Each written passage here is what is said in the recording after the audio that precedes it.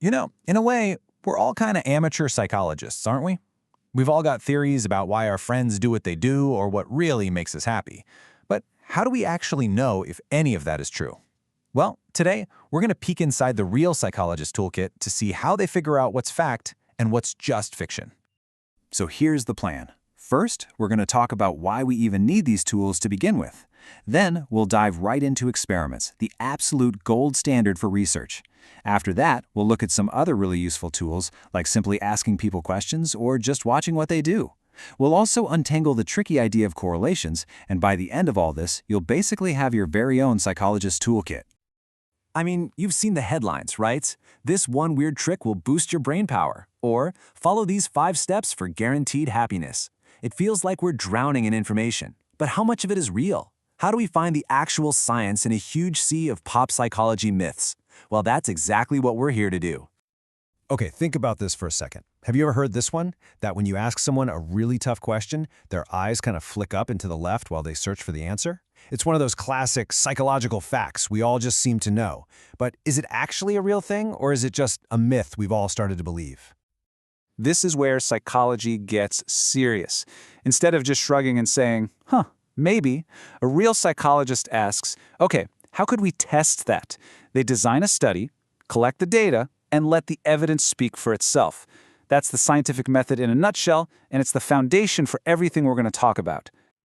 And when it comes to that scientific toolkit, the absolute most powerful tool, the heavy hitter, is the experiment.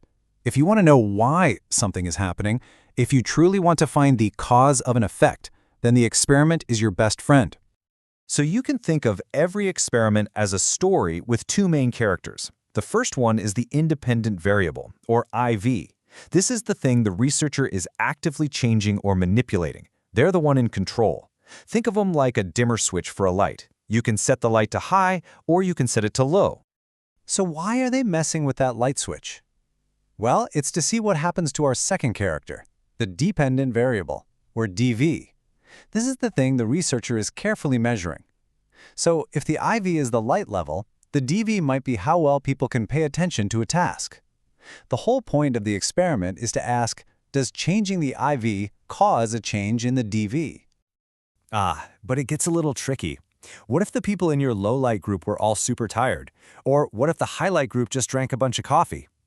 These things are called extraneous variables, and they're like party crashers trying to ruin your experiment. A good researcher has to be like a bouncer at a club, making sure that only the independent variable gets to have an effect. Okay, so you've got your variables sorted out, and you've kicked out all the party crashers. Now you have a huge decision to make. How do you actually arrange your participants? Who goes in which group? This is where the real strategy of experimental design comes into play. Let's break down the 3 main ways you can do this. First up, independent measures. This is simple. You have 2 totally different groups of people, one for each condition. Easy.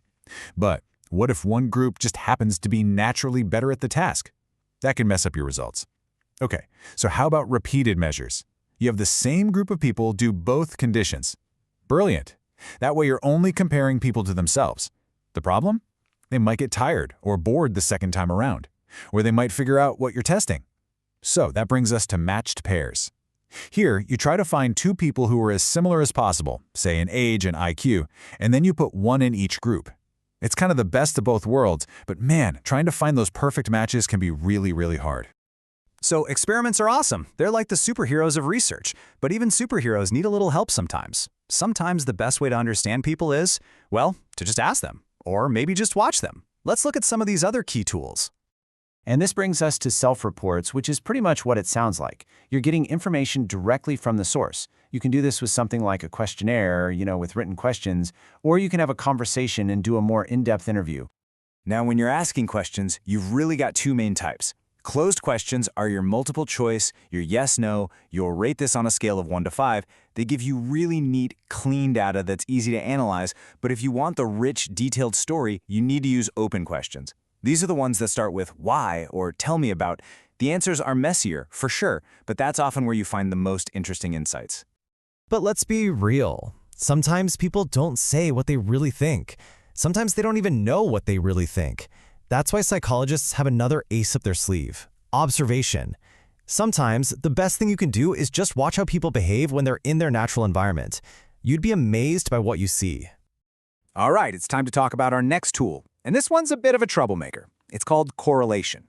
It is fantastic for spotting relationships between things, but it can also be super misleading if you're not careful.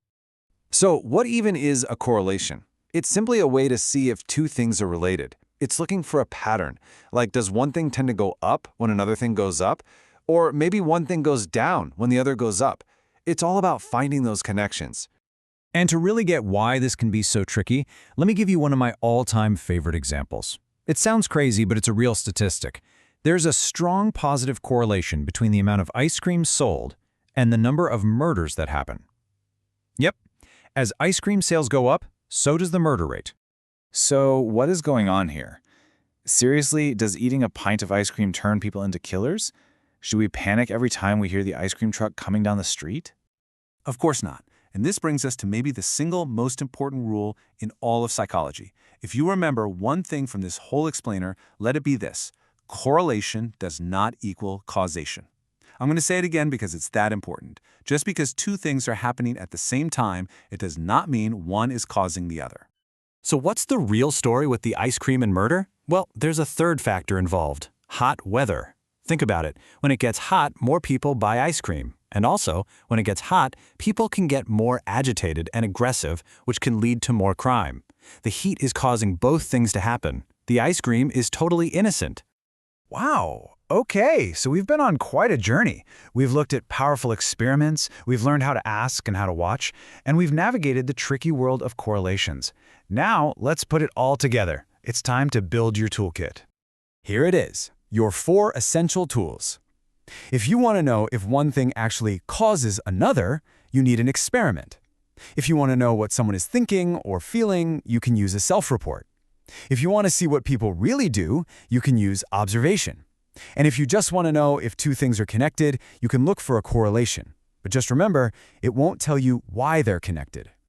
And you know what? This toolkit isn't just for psychologists in a lab. It's for you. It's for anyone who reads the news, scrolls through social media, or just wants to make sense of the world. This is your new superpower. Now, when you see some wild claim, you won't just accept it. You'll know how to look closer and ask the right questions. You can become a real critical thinker.